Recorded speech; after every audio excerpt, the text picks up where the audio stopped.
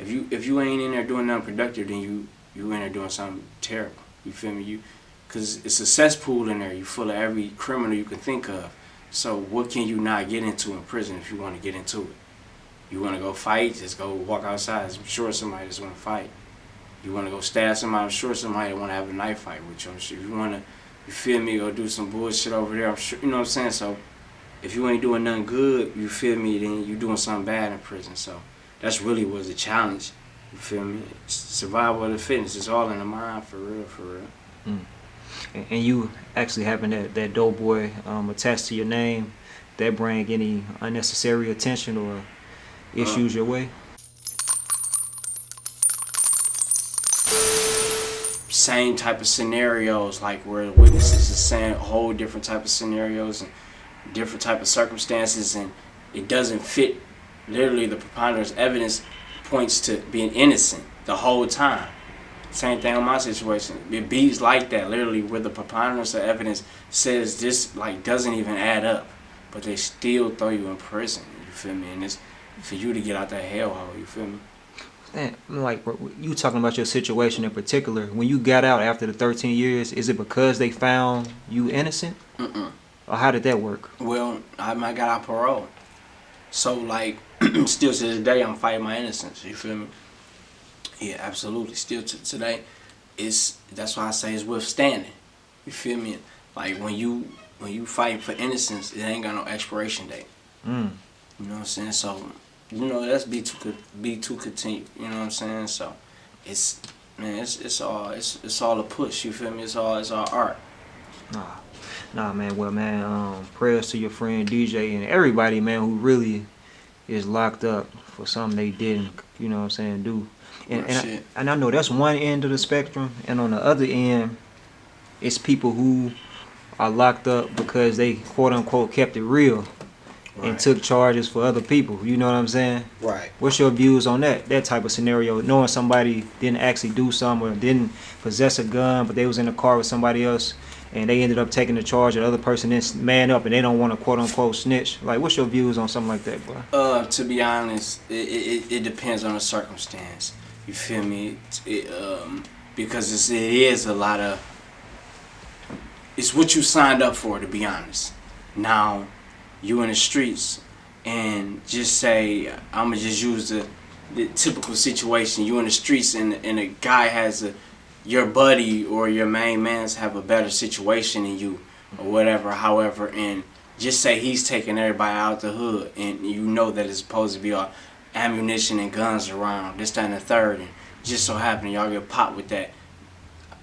A guy taking a charge for a higher guy, like in the instance of Lil Wayne, when Cortez was trying to take the gun charge for Lil Wayne, that makes sense. If Wayne's out on the street more, and Cortez just doing the 2 years, it's better for Cortez to do Wayne the cash cow. You feel me? He's the cash cow.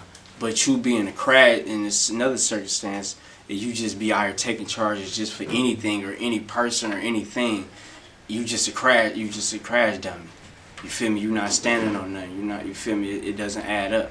So it just depends on the circumstances, man. I got real, like, being from prison and just being in the streets, man, I got deep stories like with that. You feel me? Like, I could tell you a quick story about how two friends went on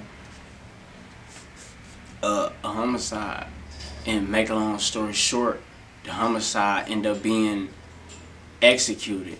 You feel me? Make a long story short, one of the guys dropped some paperwork, some identification of himself at the crime scene, and he wasn't even the shooter. You get where I'm coming from? So he's doing life for something that he really didn't do, but you was part of the act. You dropped your shit there, so you have to stand on that. But you know what I'm saying? So it's certain situations and certain situations where it's just like, you know what I'm saying? It's crazy, man, how the streets is. Have you personally been in a situation like that where you had to take a charge for somebody? Well, I would have had to, but everybody just kept their mouth closed, so the case never really went far. For sure. You feel me? Everybody in the circumstance just kept their mouth closed. So it was like, you feel me, it was a win-win. When nobody goes in there to even say nothing. But yeah, I've been in certain situations where it's like, I was there, was I a participant? No. Then it was certain situations, I was there, yes, I was a participant. In other situations where I wasn't like literally even there, and I'm supposed to be a participant and I'm in interrogation getting asked about some shit I don't even know nothing about. But the point I'm trying to make is, when motherfuckers all keep their mouth closed, it's just like, it ain't really, that's the circumstances I done been in where everybody kept their mouth closed and it ain't really nothing to talk about from there. What would you say were some of the wildest experiences you went through while you were incarcerated? In our first interview, bruh, when I chopped it up with you when you was in your truck, you talked about some of the stuff you witnessed. But like you personally, like what's some of the stuff you had to go through while you was locked up, bruh? Like some of those challenging times or wild experiences for you. A lot of them, man. You know, really, shit, just standing 10 toes down, 10 down. You know what I'm saying? You a man in prison, like every day is a test. It's a battle test. You waking up in the jungle. First of all, let's be real.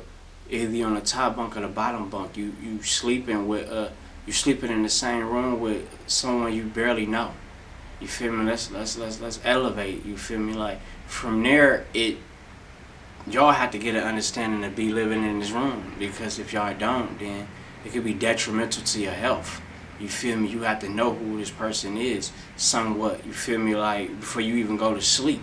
You know what I'm saying? So like mentally, like things like that, people don't really understand, like day in, day out. And then just the personal and impersonal things, just in life, family, at home, you know, going through real problems. You feel me? They calling you, I mean, you calling them and they telling you about it. You going through real problems, being in prison, like COs fucking with you. Bro, prison just, the food horrible. Shit, every day in prison, like it just, but to like give you more deep insight, man, it was really just prison, it was really every day just survival of fitness. You feel me? Like, that's really was the test every day in prison, like, getting from point A to point B, you know what I'm saying, filling your itinerary, basically your day, your agenda with things to do to be productive in a day, because that, you know what I'm saying, the justice system not going to put you in position to be productive. You feel me? You have to do that for yourself. So that was a challenge in itself, to be disciplined to actually, oh, these 3 books I'm going to read this month.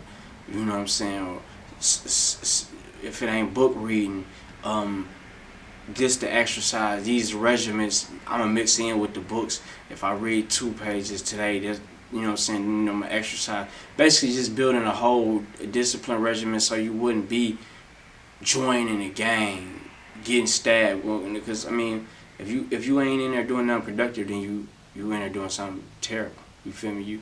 Because it's a cesspool in there. You full of every criminal you can think of. So what can you not get into in prison if you want to get into it? You want to go fight, just go walk outside. I'm sure somebody just want to fight. You want to go stab somebody, I'm sure somebody want to have a knife fight with you. I'm sure if you want to, you feel me, go do some bullshit over there, I'm sure, you know what I'm saying? So if you ain't doing nothing good, you feel me, then you doing something bad in prison. So that's really was the challenge. You feel me? Survival of the fitness. It's all in the mind, for real, for real. And you actually having that Doughboy attached to your name, that bring any unnecessary attention or issues your way? Yeah, I mean, as far as just not wanted and unwanted. It could be good and bad. You feel me? But yeah, man, they show me love on the yard, man. I ain't gonna lie to you. All the bloods, everywhere I joined, I went to, man, the bloods embrace me. You feel me? Ain't nobody doing shit to we. This is love. Nation Islam, you know what I'm saying? Moorish Americans, Melanics, you feel me? The Sunnis. Everybody showed love to me while I was in prison, man. It was all love, you feel me? They fucked with me getting money. I fucked with them getting money. They need something from me.